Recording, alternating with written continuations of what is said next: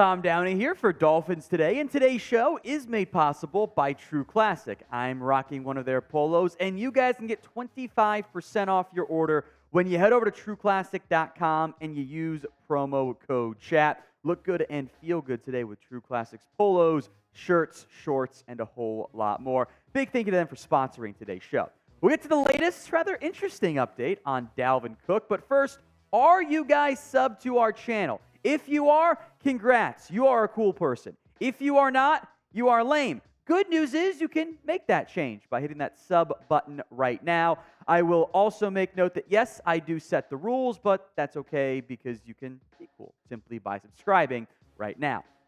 Let's get to the latest on Dalvin Cook. So a little tough to see, maybe especially if you're on mobile, but this is an Instagram story from Dalvin Cook's agency with the geotag Miami, Florida, and 2 eye emojis. That's teasing Miami at minimum from that perspective.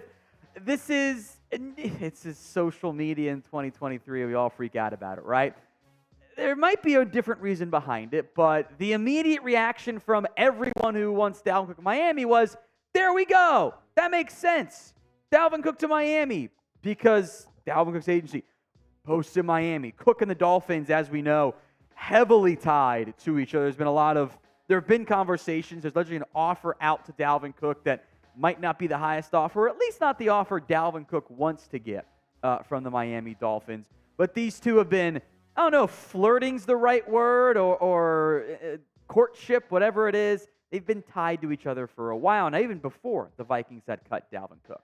Now, the other potential reason is this. Cam Smith, the Dolphins' second-round pick out of South Carolina, signed his rookie contract finally with the Dolphins a couple days ago.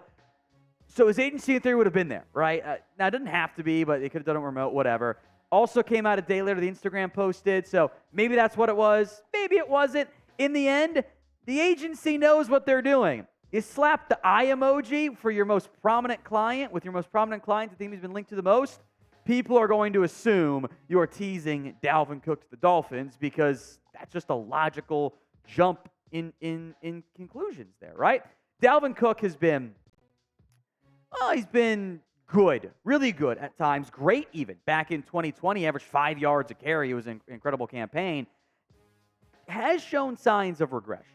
We've spent a lot of time here on Dalvin Cook. I'm not going to go into the pros and cons for the 5th time. I'm sure we'll do it again later if and when he ends up signing. But I will give you guys a chance to make your predictions here. Will the Dolphins end up signing Dalvin Cook? Y for yes, N for no. This will be today's pinned comment. So if an ad plays here on YouTube, that's just fine. Ignore the ad. Nobody really cares anyway. Head down there and vote. Y for yes, N for no at the pinned comment. The rest of today's show will focus on the defensive side of the football. So Sports Illustrated went through, in light of the Vic Fangio comments we'll get to here in just a moment, had some defensive free agent targets. They looked at defensive line, linebacker. They mentioned safety. I came up with the names for safety because they didn't mention any and be boring otherwise. So we'll break down the players. First, what Vic Fangio said about the defense. These comments, by the way, came in after Dolphins minicamp had formally wrapped up. Fangio said, we have some really good talent at some places. In other places, we've got to find the talent. I think it's a good mix right now. Our good players have got to play really good for us to be good, and we've got to find the other guys to fill in that play in spite of their lack of playing time and experience. That's super interesting, but first, True Classic is the sponsor of today's show.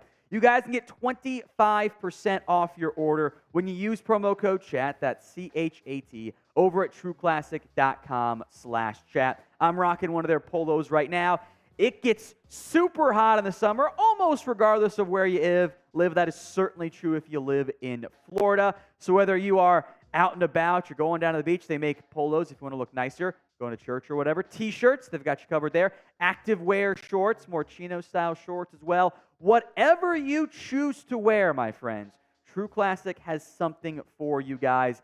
Get 25% off by using promo code CHAT over at trueclassic.com/chat. Their clothing is designed to be versatile and work with your lifestyle so you can look and feel your best from morning to night. even if it's super hot out. True Classic is so committed to their products. They have a 100% risk-free guarantee. So if you want to upgrade your look and your wardrobe, go to trueclassic.com/chat and use promo code chat. Links in the comments section and the description of today's show. Now, as part of that Sports Illustrated article, they looked at a couple of different position groups. Edge is in great shape, corners in good shape, right? That all makes sense. They looked at the defensive line, and they mentioned, I think the starters, depending on how you utilize Emmanuel Ogbah as like a hybrid defensive end edge, we'll put him at DE for now because it just makes the numbers work better. Behind Raekwon Davis, the more pure nose guard style option is not particularly great. It's a little bit dicey from that perspective. The name they mentioned is Akiem Hicks. Now, Hicks has actually played some 3-4 defensive end and not just pure nose guard despite his massive size and frame that he has available. My issue here is he got paid a lot of money by the Bucs last year. Did not play well. Hasn't played that well for several years. I don't know how much Akiem Hicks has left in the tank. So adding another nose guard, sure, that makes some sense. Is Hicks the solution? I'm not so sure. I want you guys now to name a free agent who you want to sign. Any player, could be offense. You can still type in Dalvin Cook if you really want to. Any player you guys want to add right now on the open market, go ahead and sound off in the comment section. Let's go to linebacker. We'll focus in on the interior here. Jerome Baker, David Long. I'm still kind of excited about Channing Tindall long term. I know maybe not everybody is. I know even my boy Will kind of started to sour on him a little bit there. But I think that should be okay from that perspective. But maybe you don't love Duke Riley. Maybe you don't want to bank on Aubrey Miller. 4 names were mentioned by Sports Illustrated. Jaylon Smith of the last of the New York Giants, I should say. Kwon Alexander, last with the Jets. Anthony Barr, who played for the Cowboys last year. And Rashaan Evans, who played for the Falcons. Now, their numbers are at least somewhat intriguing. Evans had 159 tackles last year. You look at the raw numbers, you go 159, 6-2. How is he a free agent? How is he unsigned? He kind of struggled in coverage. In fact, most of these guys struggled in coverage. And that's the issues you tend to run into here, is that these players, when you're available in July, there's a problem. And a lot of these guys were still available in July even last year. Their primes are probably not what they once were. Of the 4 guys here, Evans does intrigue me the most. I don't think Jaylon Smith is good in coverage anymore. I think the tackle numbers have always been inflated. He gets out of position too much. Kwon Alexander's aging. Anthony Barr took a clear step back last year. Evans is not a premier player, but if you want a veteran linebacker 4 or even 3 if you had to, I do think Evans can still fill that role. So of these 4 players, who would you rather sign? JS for Jaylon Smith, KW for Kwon Alexander, AB for Anthony Barr, or RE for Rashaan Evans?